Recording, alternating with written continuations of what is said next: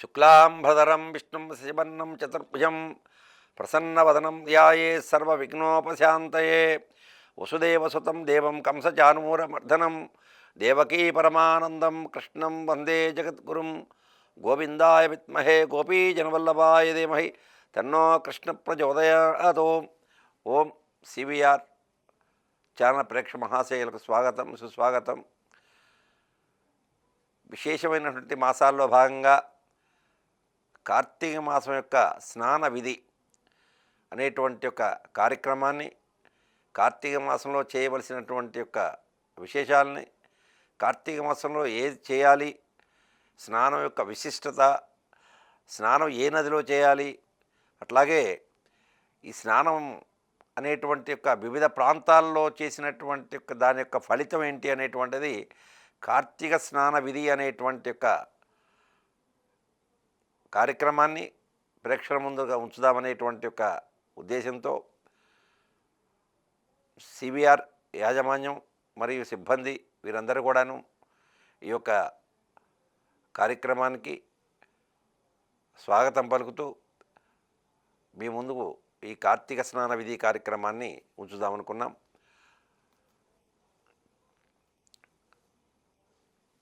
కార్తీక దామోదర ప్రేత్యర్థం. ఈ కార్తీక మాసాన్ని దామోదర మాసమని, కౌముదీ మాసమని ఈ రెండు రకాల పేర్లతో పిలుస్తారు.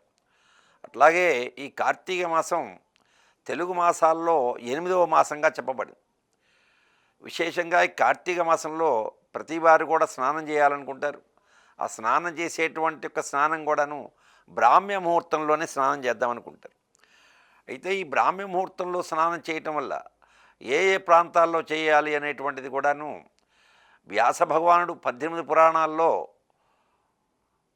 పురాణాలు స్నాన విధి గురించి చెబుతూ విశేషంగా కార్తీక మాసాన్ని గురించి కూడా వివరిస్తూ, తదనంతరం శివమహాపురాణం అనేటువంటి యొక్క మహాపురాణంలో వ్యాస భగవానుడు క్షేత్రము, తీర్థము ఈ రెండింటి గురించి కూడా చక్కగా చెప్పుకుంటూ రావడం జరిగింది.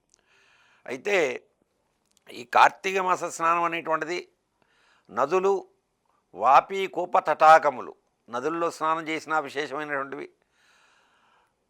తర్వాత వాపి, కూప, తటాకములు. వాపి అని అంటే పెద్ద పెద్ద బావులు, కూపము అంటే ఇంట్లో వాడుకునేటువంటి బావుల్లో స్నానం చేసినప్పటికీ కూడా. వాపి, కూప, తటాకములు. తటాకం అంటే చెరువులు, చెరువుల్లో స్నానం చేసినప్పటికీ కూడాను కార్తీక మాసంలో చాలా విశేషమైనటువంటిది.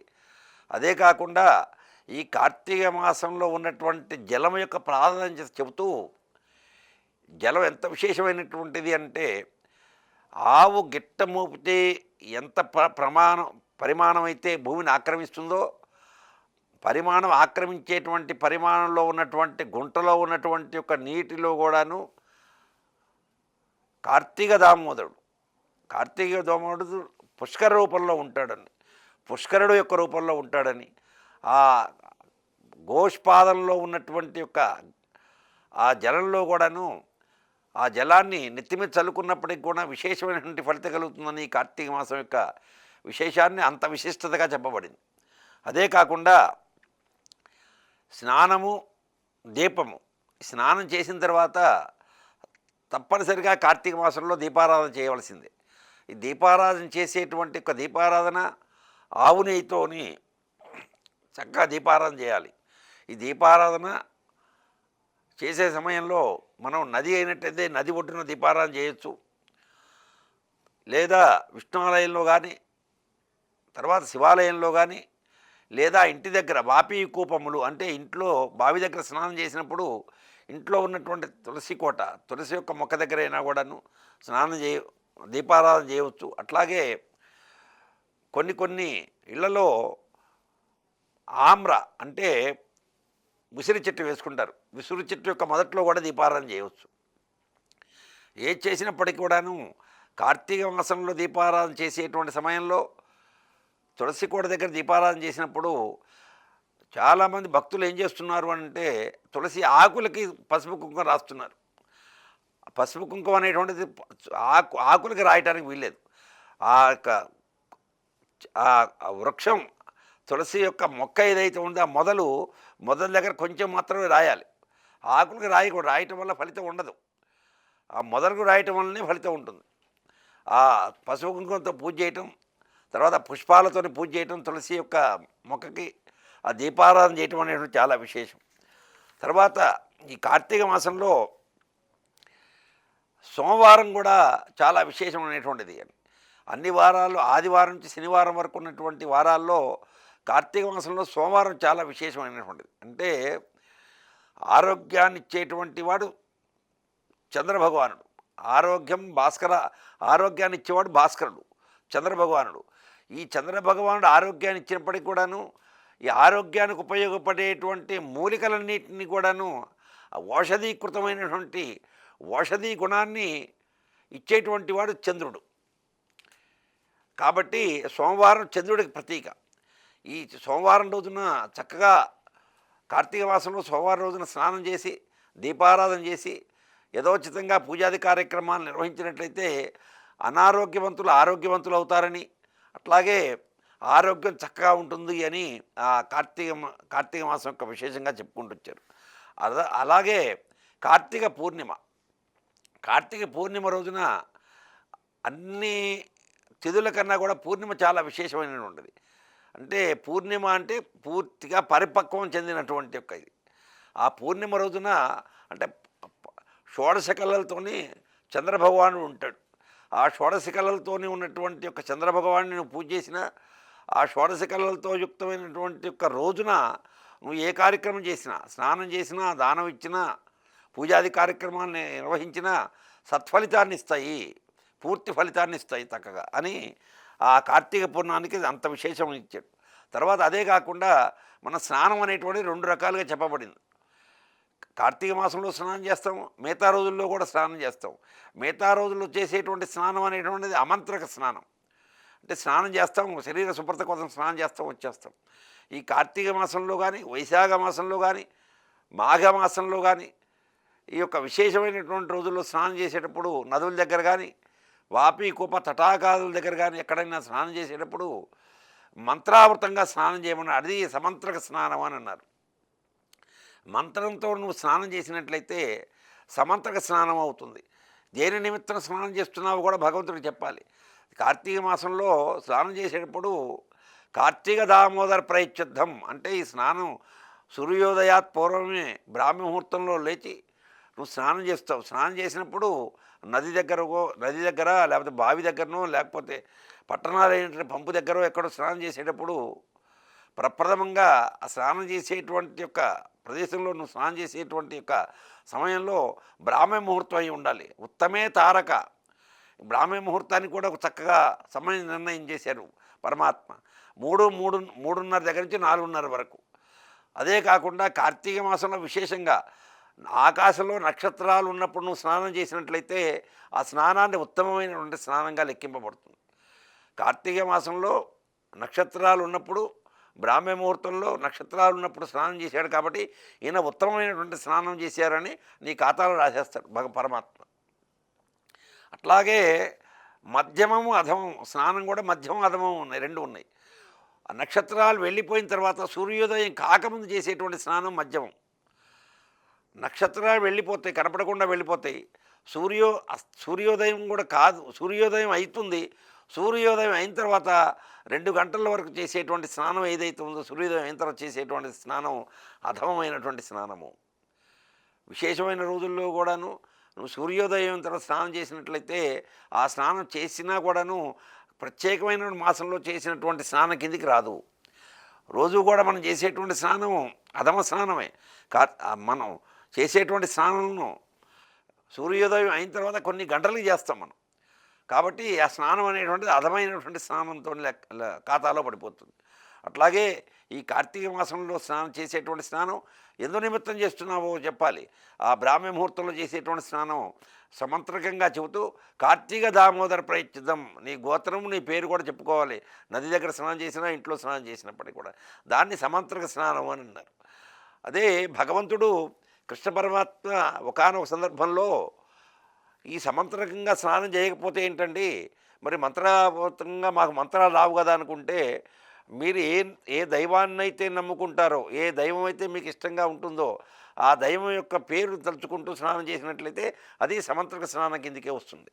చిన్న ఉదాహరణ చెబుతాను. రామచంద్రమూర్తి అంటేనే మీకు బాగా ఇష్టం. ఆ మంత్ర స్నానం చేయటం అనేటువంటిది మీకు గంగా, యమున, సరస్వతి, గోదావరి, నర్మదా చ పంచగంగా ప్రకీర్తితాః.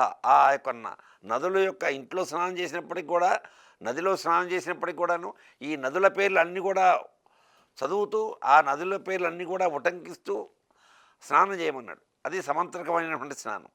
అదే కాకుండా నీకు ఈ మంత్రం చదవటం రాదు, నదుల పేరు చదవటం కూడా క్రమం రాదు. రాని రాని సమయంలో నీకు ఏ భగవంతుడైతే ఇష్టంగా ఉంటాడో ఆ భగవంతుడి యొక్క నామం, ఉదాహరణకు రామచంద్రమూర్తి అంటే ఇష్టం, రామ రామ రామ అనుకుంటూ స్నానం చేయొచ్చు. కృష్ణ భగవాన్ అంటే ఇష్టం, కృష్ణ అనుకుంటూ స్నానం చేయొచ్చు. లేదా గోవింద వెంకటేశ్వర స్వామి అంటే ఇష్టం, గోవింద గోవింద అనుకుంటూ స్నానం చేయొచ్చు. ఏదైనా కూడా పరమాత్మ యొక్క నామాన్ని ఉచ్చరించుకుంటూ నువ్వు స్నానం చేశావో దాన్ని సమంత్రక స్నానంగా ఖాతాలో లెక్క రాస్తారు. ఆ సమంత్రక స్నానం చేసిన తర్వాత తదనంతరం ఈ సమంత్రకమైనటువంటి స్నానం చేయకపోతే ఏంటి, చేస్తే ఏంటి అనేటువంటి దానికి మహాభారతంలో పాండవులు ఒక నియమాన్ని పెట్టుకున్నారు. తీర్థయాత్రకి ప్రయాణం అయ్యారు అరణ్యవాసం చేయడానికి. ఈ అరణ్యవాసం చేయడానికి 12 సంవత్సరాలు అరణ్యవాసం, 1 సంవత్సరం అజ్ఞాతవాసం. ఈ అరణ్యవాసం చేసేటువంటి ఒక 3 రోజులు గడిచిపోయింది. ఈ అరణ్యవాసం చేసినప్పుడు కృష్ణ భగవానుడు దగ్గరగా లేడు. 4వ రోజు తెలిసింది వీళ్ళకి అరణ్యవాసానికి బయలుదేరారు అని. తెలిసిన తర్వాత కృష్ణ పరమాత్మ పాండవుల్లో పెద్దవాడైనటువంటి ధర్మరాజుకు చెప్పాడు, మీరు 3 రోజులు అయింది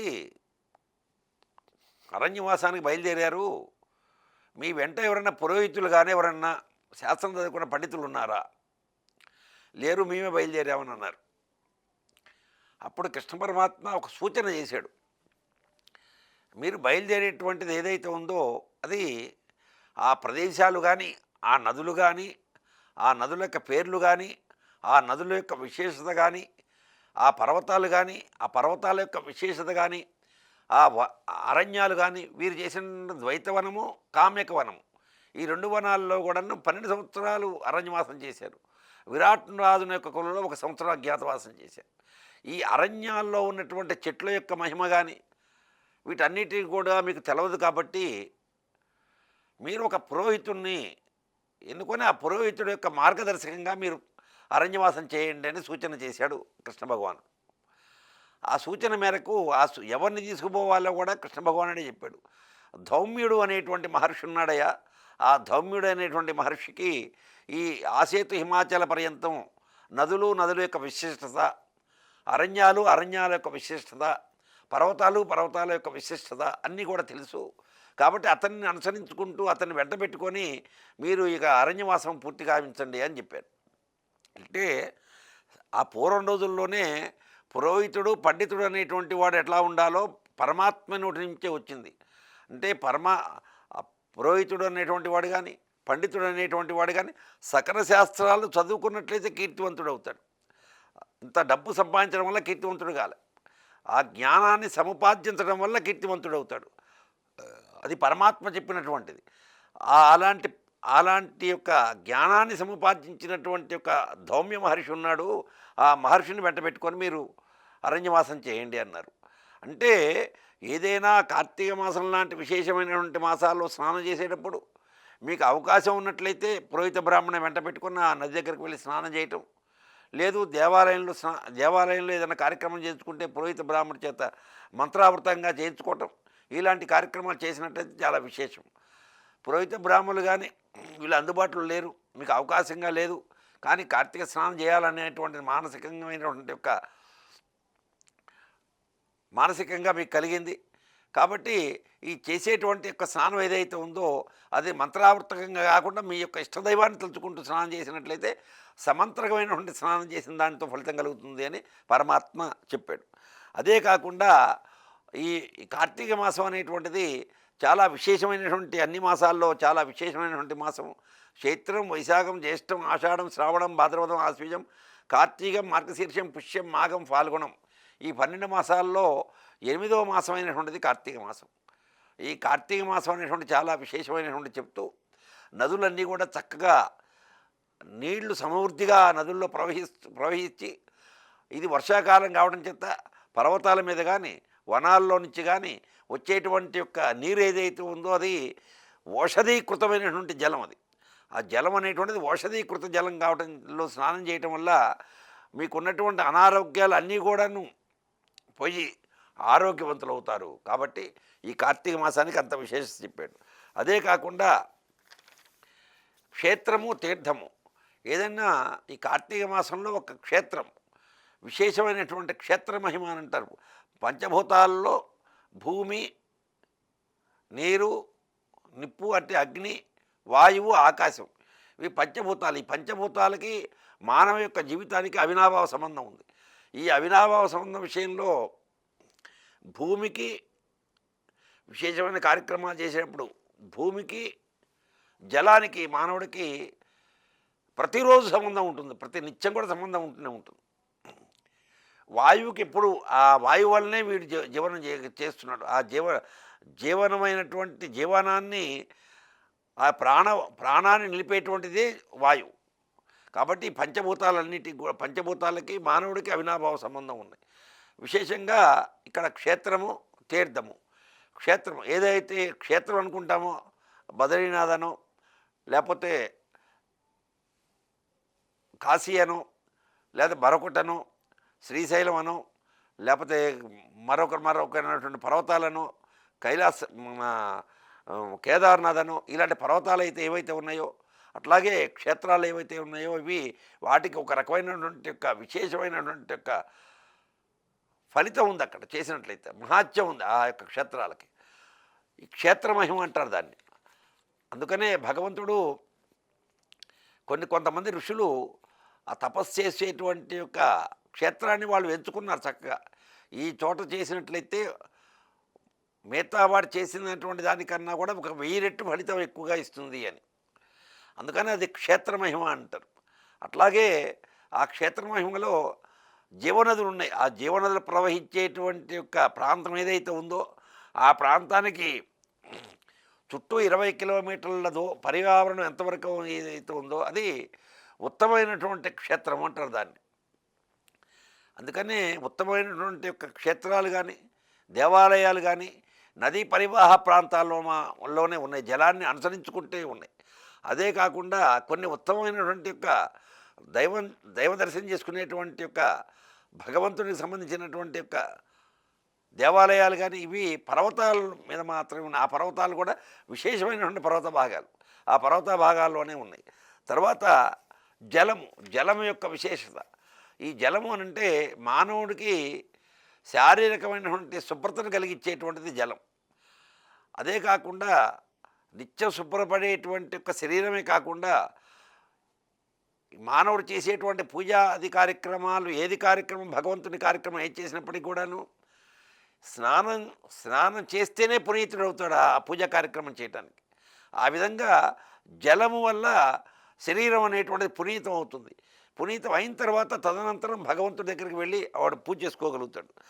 అలాంటి యొక్క జలం యొక్క విశేషత కూడాను జలమహిమ అంటారు దాన్ని.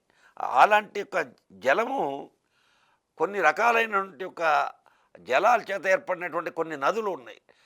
ఉదాహరణకి గంగా నది, తుంగభద్రా నది, కృష్ణా నది, యమునా నది, కావేరీ నది, మందాకిని నది, అలకనందా నది, ఇలాంటి నదులు చాలా ఉన్నాయి. ఈ యొక్క నదులు ఆ నదులు సముద్రంలో కలిసేటువంటి మార్గంలో చిన్న చిన్న ఏరులు కానీ చిన్న చిన్న ఉపనదులు కానీ ఇవన్నీ కలుస్తుంటాయి. ఇవన్నీ కలిసేటువంటి యొక్క దారలు ఏదైతే ఉన్నాయో ఈ కలిసేటువంటి యొక్క ఏరులు కానీ ఒక నదికి ఏరు కలిసిన ఒక నదికి ఉపనది కలిసిన ఇవన్నీ కలిసేటువంటి వాటిని నీటి ధారలు అంటారు. ఈ ధారల్ని వేదశాస్త్రంలో ముఖాలు అని చెప్పుకుంటూ వచ్చారు చక్కగా. కాబట్టి సరస్వతి అనేటువంటి నదికి 60 ముఖాలతో సరస్వతి ఆవిర్భవించింది అని, తర్వాత గంగానది 100 ముఖములు, తర్వాత అట్లాగే నర్మదా నది 24 ముఖములు, తమసా నది 12 ముఖములు, రేవా నది 10 ముఖములు, గోదావరి నది 21 ముఖములు, కృష్ణవేణి నది 18 ముఖములు, తుంగభద్ర నది 10 ముఖములు. ముఖము అనంటే కృష్ణానది పుట్టి హంసదేవిలో సముద్రంలో కలిసినటువంటి ప్రదేశం. పుట్టిన దగ్గర నుంచి హంసదేవి దగ్గర సముద్రంలో కలిసేటువంటి ఒక ప్రాంతం వరకు కూడాను ఈ కృష్ణానదికి వేణి అనేటువంటిది ఒక నది, కొన్ని సెలయేర్లు, ఇలాంటి చిన్న చిన్న ఉపనదులు ఇవన్నీ కూడాను కలిసేటువంటి ఒక ఆ నీటి వాటిని ధారలు అంటారు. ఆ ధారల్ని వేదవాంగ్మయంలో ముఖాలు అని చెప్పబడింది. అలాంటి ఒక ముఖాలు 18 ముఖాలు కలుస్తాయి ఆ కృష్ణానదిలో. ఈ విధంగా ఒక్కొక్క నదిలో ఒక్కొక్క రకమైనటువంటి, అదే కాకుండా గంగా నది చాలా విశేషమైనటువంటిది. ఈ గంగా నది 100 సెలయేర్లు, 100 ఉపనదులు, 100 నీటిదారలు అక్కడక్కడక్కడక్కడ ఈ గంగా నదిలో కలవటం చేత 100 ముఖాలతో 100 ధారలతో కలిసినటువంటి ఒక నది కాబట్టి గంగా నదికి అంత ప్రాశస్త్యం ఇచ్చాడు. తర్వాత సువర్ణముఖి నది, సువర్ణముఖి నది 9 ముఖాలతోనూ, కావేరీ నది 27 ముఖాలతోనూ. కావేరీ నది పుట్టిన దగ్గర నుంచి ఆ సముద్రంలో కలిసే పర్యంతం వరకు కూడాను చిన్న చిన్న నదులైతేమి, ఉపధారలైతేమి ఇవన్నీ కూడాను 27 ధారలు వచ్చి ఆ యొక్క కావేరీ నదిలో కలవడం చేత విశేషమైనటువంటి యొక్క నదులుగా చెప్పబడినటువంటి యొక్క ఈ నదులన్నీ కూడాను కొన్ని కొన్ని నదుల్లో ఒక్కొక్క సమయంలో స్నానం చేస్తే ఈ స్నానం అనేటువంటి దానికి పరమాత్మ చాలా విశేషంగా చెప్పుకుంటూ వచ్చారు. ఉట్టి రోజుల్లో స్నానం కన్నా కూడాను విశేషమైనటువంటి రోజులు ఉన్నాయి. ఈ విశేషమైనటువంటి రోజుల్లో ఏ ఏ ఏ నదిలో ఏ ఏ మాసాల్లో ఏ సమయాలలో ఏ ఏ నక్షత్రాల్లో స్నానం చేస్తే విశేషమైనటువంటి ఫలితం అనేటువంటిది కూడాను పరమాత్మ వ్యాస భగవానుడు ఒకానొక పురాణమైనటువంటి యొక్క శివమహాపురాణంలో వింధ్యేశ్వర సంహిత అనేటువంటి సంహితలో చక్కగా ఆ వ్యాస భగవాన్ రాశాడు. రాసి ఈ మానవులు అనేటువంటి వారు ఏదన్నా కొంచెం అవకాశం ఉన్నటువంటి వారు, ఆర్థిక స్తోమత ఉన్నటువంటి వారు, తర్వాత ఆరోగ్యకరంగా ఉన్నటువంటి వాళ్ళు, తర్వాత దాని మీద జిజ్ఞాస కలిగినటువంటి వారైనా స్నానం చేస్తారు అనేటువంటి ఉద్దేశంతో కొన్ని కొన్ని విశేషమైనటువంటి యొక్క స్నాన విధి చెప్పుకుంటూ వచ్చారు. వాటిలో భాగంగా గురువు రవి ఈ రెండు కూడా, ఈ గురువు రవి 2 గ్రహాలు కూడాను మేషరాశి ఎందు ఉన్నప్పుడు, మేషరాశిలో ఉన్నప్పుడు నైమిసారణ్యంలో స్నానం చేయటం కానీ, నైమిసారణ్యంలో గోమతీ నది ఉంది, ఆ గోమతీ నదిలో స్నానం చేయటం కానీ, లేదా బదరిలో ఉన్నటువంటి అలకనందా నదిలో స్నానం చేసినట్లయితే చాలా విశేషమైనటువంటి ఫలితం కలుగుతుందయ్యా అని చెప్పుకుంటూ వచ్చారు. తర్వాత రవి సింహరాశిలో ఉన్నప్పుడు, తర్వాత కర్కాటక రాశిలో ఉన్నప్పుడు, రవి సింహరాశి ఎందు ఉన్నప్పుడు, కర్కాటక రాశి ఎందు ఉన్నప్పుడు, ఈ 2 రాశుల్లో ఏ రాశి ఎందు ఉన్నప్పుడు కూడాను ఆ రవి ఆ 2 రాశుల్లో ఏ రాశి ఎందు ఉన్నా కూడా సింధు నదిలో కానీ కేదారంలో కేదారేశ్వర స్వామి వారి యొక్క ఆ కొండల మధ్యలో ప్రవహించుకుంటూ వస్తుంటుంది నది. ఆ నదిలో స్నానం చేసినప్పటికి కూడాను మందాకిని అనేటువంటి నది, ఆ నదిలో స్నానం చేసినప్పటికీ, సింధు నదిలో స్నానం చేసినప్పటికీ కూడా రవి సింహము కర్కాటకం ఎందు ఉన్నప్పుడు సింధు నదిలో కానీ మందాకిని నదిలో కానీ స్నానం చేస్తే చాలా విశేషమైనటువంటి ఫలితం కలుగుతుంది అని చెప్పుకుంటూ వస్తూ, తర్వాత భాద్రపద మాసంలో గురువు సింహరాశిలో ఉండగా గోదావరి నదిలో స్నానం. భాద్రపద మాసం మనకు చెప్పినటువంటి మాసాలు ఉన్నాయి, ఆ మాసాల్లో భాద్రపద మాసం ఒకటి. ఆ 12 మాసాల్లో భాద్రపద మాసంలో గురువు సింహరాశిలో ఉండగా గోదావరి నదిలో స్నానం చేసినట్టయితే విశేషమైనటువంటి ఫలితం ఉంది. తదుపరి రవి గురువులు, రవి యొక్క గ్రహము, గురువు యొక్క గ్రహం, బృహస్పతి యొక్క గ్రహం, ఈ 2 కూడాను తులారాశి యందు ఉండగా, తులారాశిలో ఉన్నప్పుడు కావేరీ యొక్క స్నానం, కావేరీ నదిలో స్నానం చేసినట్లయితే, అట్లాగే మార్గశీర్ష మాసము, తెలుగు మాసాల్లో మాసోషం మార్గశీర్షోహం అని భగవద్గీతలో కృష్ణ పరమాత్మ చెప్పాడు. ఆ మార్గశీర మాసంలో కానీ, మార్గశీర్షం అంటారు, మార్గశిరము అంటారు ఏ మాసాన్ని. మార్గశిర మాసంలో రవి గురువులు అంటే రవి బృహస్పతి ఎక్కువగా నదీ స్నానం చేసే సమయంలో వ్యాస భగవానుడు రవి బృహస్పతులకే ఎక్కువ ప్రాధాన్యత ఇచ్చాడు. ఈ రవి ఆరోగ్యకారకుడు, బృహస్పతి మనం చేసేటువంటి యొక్క కార్యక్రమానికి బలాన్ని ఇచ్చేటువంటి వాడు బృహస్పతి. రవి బృహస్పతులు వృశ్చిక రాశిలో ఉన్నప్పుడు నర్మదా నదీ స్నానము, ఈ నర్మదా నదిని రేవాఖండం, రేవా నది అని అంటారు. ఈ రేవా నది అనడానికి కూడా కారణం ఒకటి చెప్పుకుంటూ వచ్చారు. అదంతా రేవాఖండం, అది మధ్యప్రదేశ్లో ఉంది ఇప్పుడు ప్రస్తుతం. ఆ మధ్యప్రదేశ్లో ఉన్నటువంటి ఉజ్జయిని ప్రాంతంలో ఉన్నటువంటి ప్రాంతాన్ని రేవాఖండం అంటారు. ఆ రేవాఖండంలో ప్రవహించడం చేత ఆ నదికి రేవా నది అనేటువంటి పేరు. మరొకటి నర్మదా నది అనేటువంటి పేరు. ఈ నర్మదా నది యొక్క స్నానం అనేటువంటిది చక్కగా చేస్తే చాలా విశేషమయ్యా అని చెప్పుకుంటూ వచ్చారు. అట్లాగే బృహస్పతి రవి ధనురాశిలో ఉండగా సువర్ణముఖి నది యొక్క స్నానం, ఈ సువర్ణముఖి యొక్క స్నానం చేసినట్లయితే చాలా విశేషం అని చెప్పుకుంటూ వచ్చారు.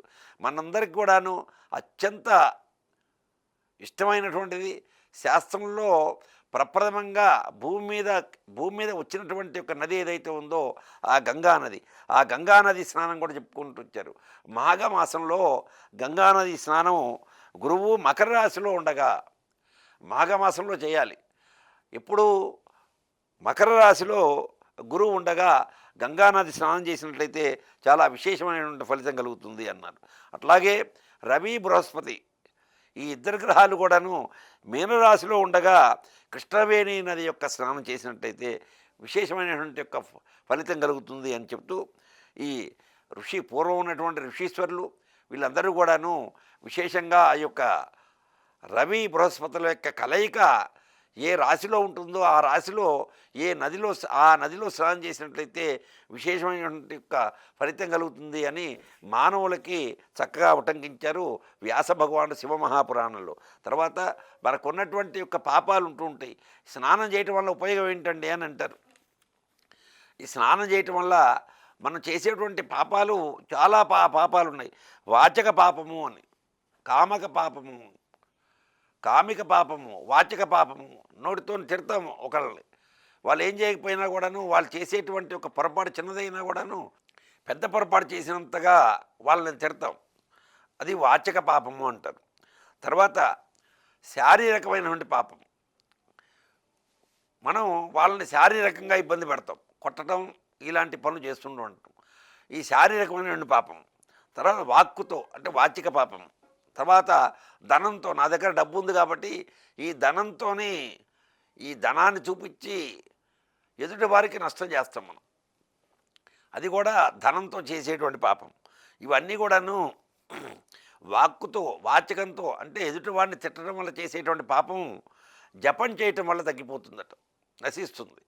అట్లాగే శారీరకమైనటువంటి పాపం, శరీరంతో చేసినటువంటి పాపం ఏదైతే ఉందో అది తపస్సు చేయటం వల్ల నశిస్తుంది అని చెప్పుకుంటూ వచ్చారు. అట్లాగే ధనం, మనకు ఎక్కువగా ధనం ఉంది కాబట్టి ఈ ధనాన్ని చూపించి ఇతరుల్ని ప్రలోభపెట్టి ఎదుటివాడికి మనం నష్టం చేసినట్టయితే, ఆ ఎదుటివాడిని ఇబ్బంది పెట్టినట్టయితే అది కూడాను పాపం కిందికి వస్తుంది. కాబట్టి ఆ పాపం ధనంతో చేసినటువంటి పాపం ఏదైతే ఉందో దానం వల్ల పోతుంది అని అన్నారు. అందుకనే కార్తీక మాసంలో ఏ నదీ స్నానం చేయటం, దీపారాధన చేసుకోవటం, తదనంతరం దానం యథోచితంగా నీకు తోచినటువంటి దానం ఏదైతే ఉందో ఆ దానం చేసినట్టయితే విశేషమైనటువంటి యొక్క ఫలితం కలుగుతుంది అని కార్తీక మహాత్మ్యం గురించి చక్కగా కార్తీక స్నాన విధి గురించి చెబుతూ, తదనంతరం అన్ని నదుల్లో కూడాను గంగా నది అనేటువంటి చాలా విశేషం. కాబట్టి అసలు గంగా అనేటువంటి నదీ రూపంలోనే జలము భూమి మీదకి వచ్చింది కాబట్టి తదనంతరం మిగతా నదులు అంటూ అన్నీ వచ్చేసినాయి. ఆ యొక్క గంగా నది భూమి మీదకి రావడానికి భగీరథుడు అనేటువంటి మహర్షి చక్కగా తపస్సు చేయటం, ఆ భగీరథుడు తపస్సు చేసినటువంటిది ఇప్పుడు మనం అనుకున్నటువంటి ఉత్తరప్రదేశ్లో ఉన్నటువంటి హరిద్వార్ అనేటువంటి ప్రాంతం.